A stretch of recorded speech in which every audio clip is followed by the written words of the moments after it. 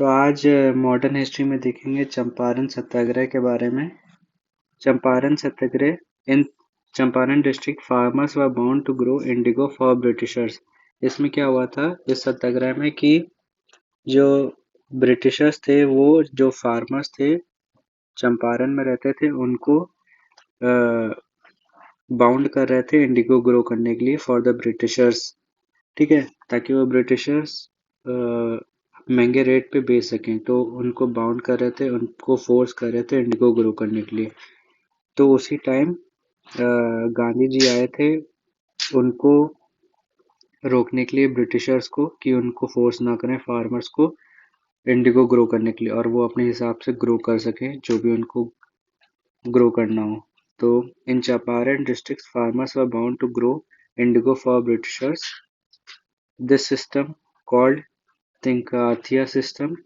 Gandhiji was successful in removing Tinkathia.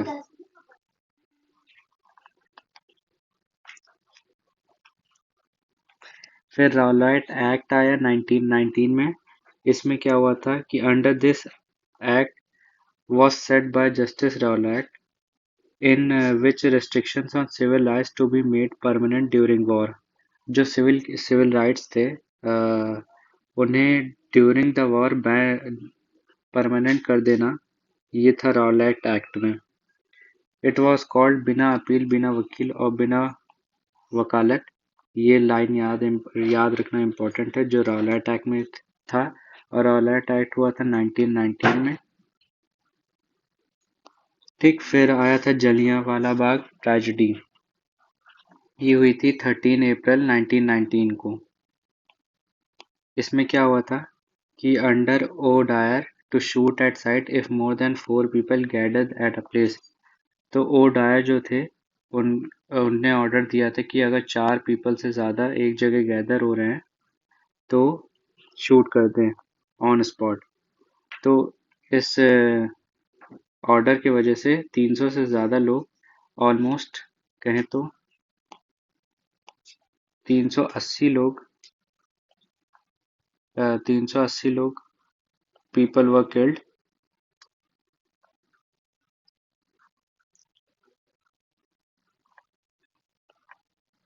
ठीक, तो 380 लोग इसमें किल हुए थे।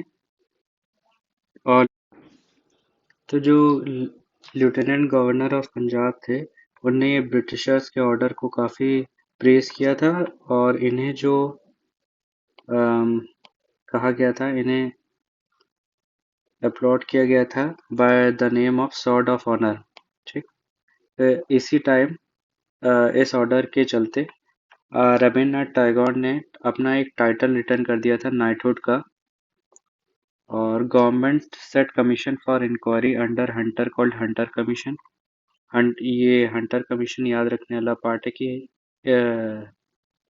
जलियांवाला बाग को ही इंक्वायरी करने के लिए, जो भी हुआ था इस टाइम, उसकी इंक्वायरी करने के लिए एक कमीशन सेट की गई थी और उस कमीशन के हेड थे हंटर, इसीलिए हंटर कमीशन कहा गया इसे।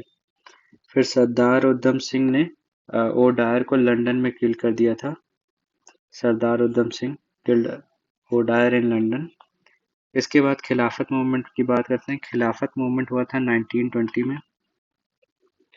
On 17 October 1919, Khilafat Day was celebrated.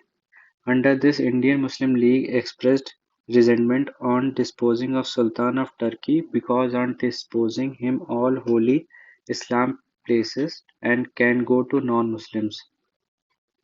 ठीक, कि इसमें मुस्लिम्स लीग ने ये एक्सप्रेस किया था कि सुल्तान ऑफ टर्की की जो भी जगह हैं जो होली इस्लाम प्लेसेस थी वो सुल्तान ऑफ टर्की के हाथ में थी। तो वो क्या किया था, जो सुल्तान था उसे हटाया जा रहा था। तो जो हटाने के चलते जो प्लेसेस थी इस्लाम की वो नॉन मुस्लिम्स के हाथ में ना आए, उसी के चलते खिलाफत मूवमेंट शुरू हुआ था इंडिया में मुस्लिम लीग के द्वारा। फिर इसके बाद नॉन कोऑपरेटिव मूवमेंट आया जो कि हुआ था 1920 से लेके 1921। It was first mass based on political movement under Gandhi ji. This demands Khilafat issue, justice for Jallianwala Bagh और issue of self rule। तो नॉन कोऑपरेटिव मूवमेंट इन तीन चीज़ों पे बात करता है: खिलाफत issue, justice for Jallianwala Bagh और इशू ऑफ सेल्फ रूल का। और नॉन कोऑपरेटिव मूवमेंट को जो फंड कर रहा था वो था तिलक स्वराज फंड। फिर चौरी चौरा इंसिडेंट हुआ था 1912 में, टू बी प्रिसाइज 5 फरवरी 1922 में। इसमें क्या हुआ था कि civil disobedience movement was to be launched, civil disobedience movement launch होने वाला था, और उसी time 22 policeman were burned at Chauri Chaura at Gorakhpur on 5 February 1922। ठीक, तो 22 पुलिसमैन मर गए थे जलने की वजह से। तो गांधी जी ने ब्रिटिशर्स से माफी मांगी थी, क्योंकि वो अहिंसा के वो थे। इसीलिए उन इन गांधी जी ने नॉन कोऑपरेटिव मूवमेंट को विड्रॉ कर लिया था ऑन 12 फेब 1922। 5 फरवरी 1922 को जलाया गया था और 12 फरवरी 1922 को, मतलब 7 दिन बाद विड्रॉ कर लिया था। इसके बाद स्वराज पार्टी आई, वो ये आई थी 1923 में। इसके जो हेड थे वो थे मोतीलाल नेहरू, सी आर दास और N C Kelkar. In election of 1923, Swaraj Party emerged as single largest party। फिर साइमन कमीशन आया जो कि 1927 से 1928 चला। इसमें ब्रिटिशर्स ने डिसाइड किया था to appoint commission for constitutional reforms, और ये चेयरमैनशिप थी अंडर साइमन के। All are British members hence are called white commission. इस कमीशन में सारे व्हाइट मेंबर्स थे, सारे अंग्रेज थे, तभी इसे व्हाइट कमीशन कहलाया गया by the Indians. His civil disobedience movement started with Dandi March by Gandhiji on 12 March 1930. इसमें salt law was violated, which gave rise to this movement. Salt से रिलेटेड जो बात करता है लॉ मूवमेंट, वो था सिविल डिसोबीडियंस मूवमेंट। ठीक, लिख लेते हैं इसमें कि it is related to salt movement, civil disobedience movement. फिर फर्स्ट राउंड टेबल कॉन्फ्रेंस हुई थी 1930 में, to be precise 12 November 1930 London में, in London, to discuss Simon commission.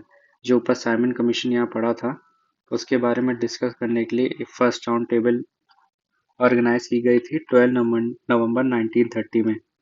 Congress इसमें इस कॉन्फ्रेंस में पार्ट नहीं था इसकी फर्स्ट राउंड टेबल का। इसमें डेट रखना, याद रखना इम्पोर्टेंट है कि डेट और जगह और किस बारे में डिस्कशन होना था इन अराउंड टेबल में। फिर गांधी इरविन पैक्ट आया, जिसमें Tej Bahadur broke ice between Gandhi ji and government. Gandhi ji and government के बीच काफी अनबन चल रही थी, तो तेज बहादुर ने उनकी सुलह करवाई थी। इस टाइम एक पैक्ट साइन हुआ था ऑन 5 मार्च 1931, जो कि गांधी इरविन पैक्ट था। Gandhi ji agreed to join second round table. तो इसी के तहत गांधी इरविन पैक्ट के तहत Gandhi ji agreed to join second round table. फिर सेकेंड राउंड टेबल आया 1931 में। इसमें जो इंडिया के वायसरॉय थे वो थे Wellington. Gandhi ji was only Congress member to attend, Gandhi ji was only member to attend second round table. Ambedkar इसी टाइम सेकेंड राउंड टेबल में ही Ambedkar demanded for separate electorates for Dalits. फिर थर्ड राउंड टेबल आए 1932 में। ये पार्ट भी इम्पोर्टेंट कि अम्बेडकर जी ने दलित के लिए सेपरेट इलेक्टोरेट्स के लिए डिमांड किया था। फिर थर्ड राउंड टेबल नवंबर 1932, ये हुआ था लंदन में 1932 में। इसका आउटकम निकला था government of India bill which became act in 1935। इसी राउंड टेबल में डिस्कस किया गया था about setting of government of India bill. फिर क्विट इंडिया मूवमेंट शुरू हुआ 1942 में, pass on 8 August 1942 in Bombay, Gandhiji said to British, "Leave India in God's hand." He also said, "Do or die." "Do or die" कब बोला था? Quit India movement के time 1942 में।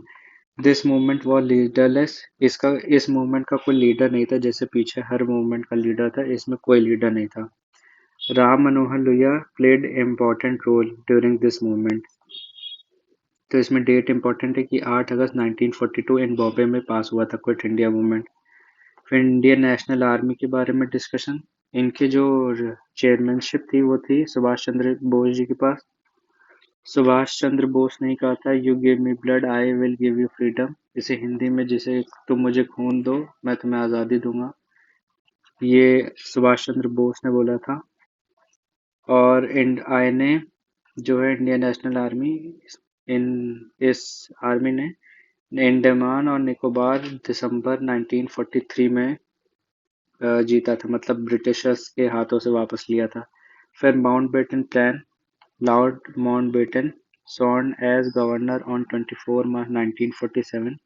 तो इस प्लान में क्या इम्पोर्टेंट था कि to divide the India Indo India and into India and Pakistan. इसे दो हिस्सों में इस प्लान के मुताबिक, माउंटबेटन प्लान के मुताबिक, सबसे बड़ा जो इसका वो निकला result, to divide India into India and Pakistan, Bengal and Punjab to be divided, और separate constitution for assembly for Pakistan।